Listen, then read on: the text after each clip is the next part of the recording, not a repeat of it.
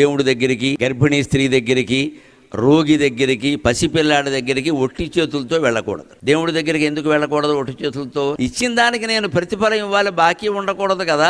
అందుకని వాడు ఇవ్వగలిగింది తులసాకు మాత్రమే, నేను ఇవ్వగలిగింది కోట్లు కదా ఇచ్చాను అంటాడు. అంటే దానికి రద్దు అయిపోయింది. ఎందుకంటే దేవుడికి అహంకారం మమకారాలు ఉండవు, అందుకని పట్టుకెళ్ళమన్నారు. గర్భిణీ స్త్రీ దగ్గరికి వెళ్ళినప్పుడు ఏమైనా పట్టుకెళ్ళమన్నారు. ఎందుకంటే గర్భిణీ స్త్రీల కోరికలు ఏమీ లోకానికి నష్టం కలిగించేవి, ఆవిడ ఆరోగ్యానికి నష్టం కలిగించేవి కాకపోతే వెంటనే తీరు, లేకపోతే ఆ లోపం బిడ్డలో కనపడు. మా అక్కకి మినపసోనం ఇష్టం అని 1 కేజీ చేయించి పట్టుకెడతాడు. అలా గర్భిణీ స్త్రీ దగ్గరికి వెడితే ఆవిడ కోరికలు సరదాగా ఉంటాయి కూడా తెలుసుకుని పట్టుకెళ్ళమని. అలాగే రోగి దగ్గరికి ఆయన ఏమి బయటికి వెళ్ళి ఏం కొనుక్కోలేడు, ఎందుకని 2 యాపిల్ పళ్ళు పట్టుకెడితే అవే తింటాడు. ఆయన అన్నం తినకూడదు కదా. మరి చిన్న పిల్లాడి దగ్గరికి ఎందుకు పట్టుకెళ్ళమని చెప్పారో తెలుసా? వాడు చాలా తెలివివాడు. ఏమీ పట్టుకెళ్ళకుండా మనం వెడితే మన సంచి తీసుకుని జిప్పు తీసి వెతికి నాకేం తెచ్చేవాడు అంటాడు. వెంటనే ఆవిడ మొహమాట ముఖ్యమంత్రి వచ్చినా అంతే అడుగుతాడు వాడు. అలా చిన్నపిల్లల చేత అడిగించుకోకుండా మనమే ఇచ్చేస్తే పరువు దక్కుతుంది. ఊరికే శాస్త్రాలు చెప్పారండి.